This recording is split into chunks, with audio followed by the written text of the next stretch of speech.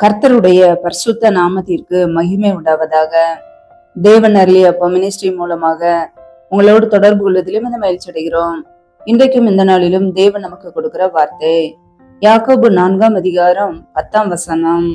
கர்த்தருக்கு முன்பாக தாழ்மைப்படுங்கள், அப்பொழுது அவர் உங்களை உயர்த்துவார். ஹல்லேலூயா. கிறிஸ்துவுக்குள் பிரியமானவர்களே, கர்த்தருடைய வார்த்தை சொல்லுகிறது கர்த்தருக்கு முன்பாக தாழ்மைப்படுங்கள் என்று. பிரியமானவர்களே, நம்முடைய வாழ்க்கையிலே கர்த்தருக்கு முன்பாக நம்மை தாழ்த்தும் போது கர்த்தர் நம்மை உயர்த்துகிறவராய் இருக்கிறார். ஹல்லேலூயா. நம்முடைய வாழ்க்கையிலே உயர்வுகளை பெற்றுக்கொள்ள வேண்டும் என்றால், மேன்மைகளை பெற்றுக்கொள்ள வேண்டும் என்றால் கர்த்தருக்கு முன்பாக நம்மை தாழ்த்துகிறவர்களை நாம் இருக்க வேண்டும். ஹல்லேலூயா.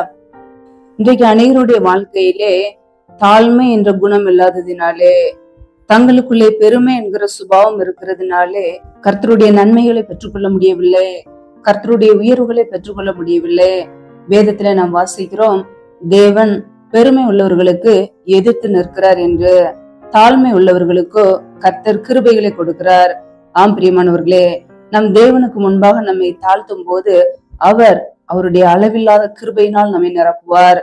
ஆனால் தேவன் பெருமை உள்ளவர்களுக்கோ எதிர்த்து நிற்கிறார். இன்றைக்கு அநேகருடைய வாழ்க்கையிலே கர்த்தரை ஏற்றுக்கொண்ட பிள்ளைகளே தங்களுடைய வாழ்க்கையிலே பெருமையான காரியங்களை செய்கிறார்கள். தங்களுக்குள்ளே ஒரு பெருமை காணப்படுகிறது. அது படிப்பை குறித்த ஒரு பெருமையா இருக்கலாம், அல்லது அழகை குறித்த பெருமையா இருக்கலாம், அல்லது ஐஸ்வர்யத்தை குறித்த பெருமையா இருக்கலாம், அல்லது பணத்தை குறித்த பெருமையாக இருக்கலாம், அல்லது பரம்பரையை குறித்த பெருமையா இருக்கலாம். ஏதோ ஒரு காரியத்திலே அவர்களுக்குள்ளே பெருமை காணப்படுகிறது. தங்களுடைய சொந்த பலத்தினாலே, புய பலத்தினாலே எல்லாவற்றையும் செய்து விடலாம் என்ற ஒரு பெருமையோடு தேவனுக்கு முன்பாக இருப்பதினாலே அந்த குடும்பங்களிலே கர்த்தருடைய நன்மைகளையும் ஆசீர்வாதங்களையும் இழந்து போகிறார்கள். கர்த்தருடைய பிள்ளைகள் நாமே ஆராய்ந்து பார்க்க வேண்டும். நம்முடைய வாழ்க்கையிலே தேவனுக்கு முன்பாக நம்மை தாழ்த்துகிறோமா? மனம் திரும்ப அர்ப்பணிக்கிறோமா? நாம் செய்த தவறுகளை, குறைகளை, குற்றங்களை அவருக்கு முன்பாக அறிக்கையிட்டு அவைகளை விட்டு விடுகிறோமா? தேவனுக்கு பிரியமுள்ள ஒரு வாழ்க்கை வாழ்கிறோமா? நம்முடைய வாழ்க்கையிலே தேவனுடைய சித்தம் என்ன என்பதை உணர்ந்து அதன்படி வாழ்கிறோமா? நாமே ஆராய்ந்து பார்க்க வேண்டும். ஒவ்வொரு நாளும் கர்த்தருடைய பிள்ளைகள் கர்த்தருக்கு முன்பாக தாழ்த்துகிறவர்களாக நாம் இருக்கும் போது தேவன் நம்மை உயர்த்துவார். ஹல்லேலூயா. இன்னைக்கு நம்முடைய வாழ்க்கையிலே செய்கிற வேலைகளிலே ஒரு உயர்வு, அல்லது குடும்ப சூழ்நிலைகளிலே, பிள்ளைகளுடைய காரியங்களிலே ஒரு உயர்வை நாம் பார்க்க வேண்டும் என்றால் தேவனுக்கு முன்பாக நம்மை அர்ப்பணிக்க வேண்டும். தாழ்மை உள்ளவர்களுக்கு கிருபையை கொடுக்கிறவர். அவருக்கு முன்பாக நாம் தாழ்த்தும் போது, மனம் திரும்பி வாழும் போது கர்த்தர் நம்மை ஆசீர்வதிப்பார். ஹல்லேலூயா. கர்த்தர் உயர்ந்தவராய் இருக்கிறார். அவர் உயர்ந்தவராய் இருந்தும் தாழ்மை உள்ளவனை அவர் நோக்கி பார்க்கிறார். ஹல்லேலூயா. தாழ்மை உள்ளவர்களுக்கோ கிருபையை கொடுக்கிற தேவன். வேதத்துல நாம் பார்க்கிறோம், மேன்மைக்கு முன்னானது தாழ்மை என்று வசனம் சொல்கிறது. பிரியமானவர்களே, நாம் தாழ்த்தும் போது நம்முடைய வாழ்க்கையிலே ஒரு மேன்மை, ஒரு உயர்வு உண்டாகும். ஹல்லேலூயா. வேதத்துல நாம் பார்க்கிறோம், தாழ்மைக்கும் கர்த்தருக்கு பயப்படுதலுக்கும் வரும் பலன் ஐஸ்வர்யமும் மகிமையும் ஜீவனமும் என்று வசனம் சொல்கிறது. பிரியமானவர்களே, நாம் தாழ்மையோடு வாழும் போது, கர்த்தருக்கு முன்பாக நம்மை தாழ்த்தும் போது நம்முடைய குடும்பத்திலே ஐஸ்வர்யம் தங்கி இருக்கும். நம்முடைய குடும்பத்திலே கர்த்தருடைய பாதுகாப்பு தங்கி இருக்கும். நம்மை அவர் ஜீவனோடு பாதுகாப்பார். ஹல்லேலூயா. கர்த்தருக்கு முன்பாக தாழ்த்துகிறோமா?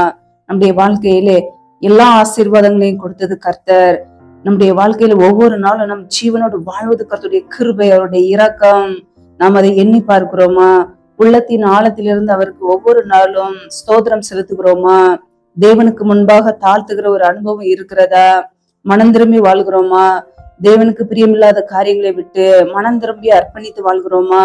நம்முடைய குறைகளை உணர்கிறோமா? நாம் தேவனுக்கு பிரியமில்லாத காரியங்களை செய்த காரியங்களை அர்ப்பணித்து மனம் திரும்பி வாழ்கிறோமா? ஒவ்வொரு நாளும் நம்மை ஆராய்ந்து பார்க்க வேண்டும். தேவனுக்கு முன்பாக நம்மை தாழ்த்தும் போது நம்முடைய குடும்பம் ஆசீர்வதிக்கப்பட்டதா இருக்கும். கர்த்தரின் ஆசீர்வாதமே ஐஸ்வர்யத்தை தரும், அதனோட அவர் வேதனையை கூட்டார். பிரியமானவர்களே, கர்த்தர் நம்மை ஆசீர்வதிக்கும் பொழுது நம்முடைய குடும்பங்களிலே ஐஸ்வர்யம் தங்கி இருக்கும்.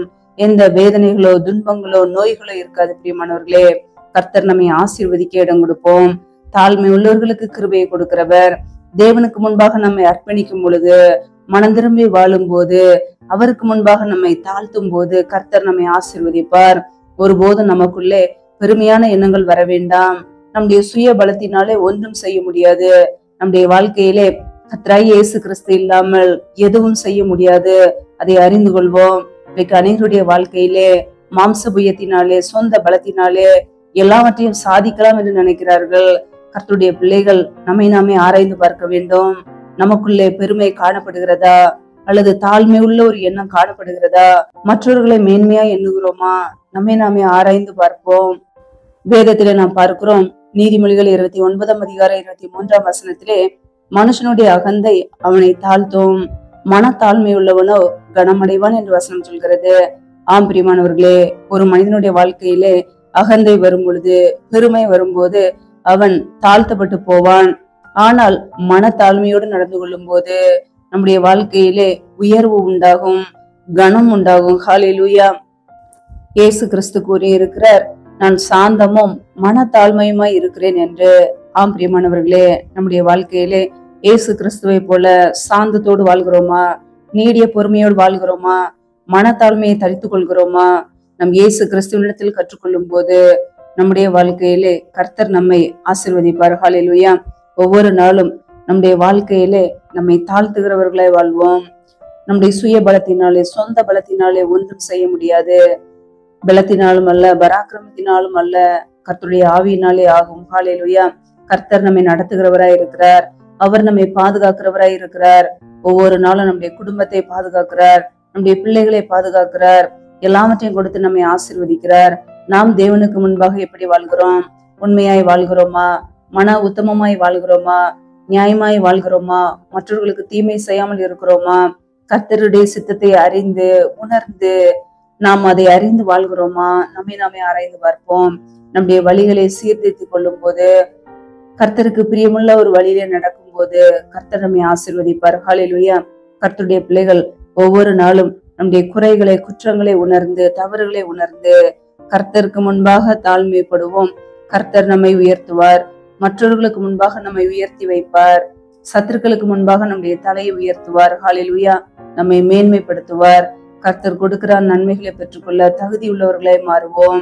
கர்த்தருடைய கரத்திலே நம்மை அர்ப்பணிப்போம். அவர் நம்மை வழி நடத்துவார், பாதுகாப்பார். ஹல்லேலூயா. கர்த்தர் தாமே இந்த வார்த்தைகளின்படி உங்களை ஆசீர்வதிப்பாராக. ஆமென். நம்மை நாமே அவருடைய சமூகத்திலே தாழ்த்தி அர்ப்பணித்து ஜெபிப்போம். ஜெபம். எங்களை அதிகமாய் நேசிக்கிற எங்கள் அன்பின் பரலோக தகப்பனே, மெய் துதிக்கிறோம், ஸ்தோத்திரிக்கிறோம். அப்பா, இரவு நேரத்துக்காக உடைய சமூகத்திலே வருகிறோம். இந்த நாள் முழுவதும் எங்களை பத்திரமாய் பாதுகாத்துக் கொண்டீரே, அதற்காக உமக்கு ஸ்தோத்திரம், ஸ்தோத்திரம், ஸ்தோத்திரம். ஒவ்வொரு நாளும் கனிமணி போல எங்களை பாதுகாத்து கிருபையோடு ஜீவனோடு வைத்திருக்கிறீரே, அதற்காக உமக்கு நன்றியப்பா. இப்பொழுது யாரெல்லாம் இணைந்து ஜெபிக்கிறார்களோ ஒவ்வொரு பிள்ளைகளையும் உடைய கரங்களிலே அர்ப்பணிக்கிறோம். ஒவ்வொரு குடும்பங்களையும் ஆசீர்வதிப்பீராக. பிள்ளைகள் செய்கின்ற வேலைகள், தொழில்கள், வியாபாரங்கள் எல்லாவற்றையும் ஆசீர்வதிங்கப்பா. கையின் பிரயாசங்களை வர்த்திக்க பண்ணுங்க, பெருக பண்ணுங்க. கையின் பிரயாசங்கள் தேவையில்லா செலவுக்கோ, வீண் செலவுக்கோ, மருத்துவ செலவுக்கோ, வட்டிக்கும் சொல்லி போகாதபடிக்கு என் தேவன் பிள்ளைகளை ஆசீர்வதிப்பீராக. உடைய வல்லமையினால் நிரப்பி பிள்ளைகளை ஆசீர்வதிப்பீராக, பாதுகாத்துக் கொள்வீராக. ரீபா கபரா ஷகர கதுரி கரதரபலா ரியா கபோர சந்த ரதன ஹதரபலா ரபா லஹதரபா ரீபா கோரோ ஷேகே லேதேனமா கரபா. என் தேவன் பிள்ளைகளை ஆசீர்வதிங்கப்பா. எந்தெந்த குடும்பங்களில் எல்லாம் வேலைக்காக ஜெபிக்கிறார்களோ, வேலை காரியங்களில் இருக்கிற தடைகளை முற்றிலுமாக நீக்கி போடுவீராக. இயேசு கிறிஸ்துவின் வல்லமையில நாமத்தினாலே தடைகள் முற்றிலுமாக நீக்கப்பட்டு போவதாக. ரீபா ரஹதரபா ரஷபா ரகபா ருக்கபா ரிஷேகே லேதேனமா கரபா. என் தேவன் தடைகளை நீக்குகிறவர். பிள்ளைகள் வாழ்க்கையில் உள்ள எல்லா தடைகளையும் நீக்கி ஆசீர்வதிங்க. பிள்ளைகள் படிப்புக்கு ஏற்ற நல்ல வேலைகளை ஏற்படுத்தி கொடுங்க. எந்தெந்த குடும்பங்களில் எல்லாம் கர்ப்பத்தின் மணிக்காக பல மாதங்களாக கண்ணீரோடு பாரத்தோடு ஜெபிக்கிறார்களோ, என் தேவன் ஆசீர்வதிங்கப்பா. தடைகளை நீக்கி பிள்ளைகளை ஆசீர்வதிங்க. ஏற்ற நேரத்திலே உயர்த்துவீராக. உடைய கரங்களிலே அர்ப்பணிக்கிறோம். எந்தெந்த குடும்பங்களில் எல்லாம் திக்கற்ற பிள்ளைகளாய் தனிமையோடு வாழ்கிறார்களோ, கணவரால் கைவிடப்பட்ட ஒரு சூழ்நிலையில யாருமே இல்லாமல் கண்ணீர் வடிக்கிறார்களோ, என் தேவன் மனமிறங்கி ஆசீர்வதிங்க. திக்கற்ற பிள்ளைகளுக்கு நீரே சகாயர். என் தேவன் உதவி செய்வீராக. உடைய கரங்களிலே தாழ்த்தி ஜெபிக்கிறோம். இரவு நேரத்துல இன்பமான நித்திரை கொடுங்கப்பா. நல்ல சொப்பன தரிசனங்களை வெளிப்படுத்துங்க. வரப்போற காரியங்களை குறித்து எங்களோடு பேசுங்க. அதிகாலையில நம்முடைய சமூகத்திலே காத்திருக்க புது கிருபையில பெற்றுக்கொள்ள எங்களை அர்ப்பணிக்கிறோம். சத்துரு கொண்டு வருகிற போராட்டங்கள், பிரச்சனைகள், தீமைகள், மரண பயங்கள், இருளின் அதிகாரங்கள், ஆபத்துகள், நாசம், மோசங்கள், தீமைகள், விக்னங்கள் எல்லாவற்றிற்கும் விலக்கி எங்களை பாதுகாத்துக் கொள்ளுங்க. உடைய இரத்த கோட்டைக்குள்ள எங்களை அர்ப்பணிக்கிறோம். உடைய கிருபைக்குள்ள அர்ப்பணிக்கிறோம். எங்களை பாதுகாத்துக் கொள்ளுங்க, ஆசீர்வதிங்க. இணைந்திருக்கிற ஒவ்வொரு குடும்பங்களையும் அளவில்லாமல் ஆசீர்வதிப்பீராக. கர்த்தரின் ஆசீர்வாதமே ஐஸ்வர்யத்தை தரும் என்ற வசனத்தின்படியே பிள்ளைகளை ஆசீர்வதித்து உங்களுடைய ஐஸ்வர்யத்தினால் நிரப்புவீராக. கரங்களிலே அர்ப்பணித்து தாழ்த்தி ஜெபிக்கிறோம். எல்லா துதி கன மகிமை எல்லாம் ஒருவருக்கே செலுத்துகிறோம். இயேசு கிறிஸ்துவின் மூலம் ஜெபிக்கிறோம் எங்கள் ஜீவனுள்ள நல்ல பிதாவே, ஆமேன். கர்த்தர் தாமே உங்களையும் உங்கள் குடும்பங்களையும் ஆசீர்வதிப்பாராக. ஆமேன். Thanks for watching. Please subscribe our channel. Click the like and share. Click the bell. God bless you.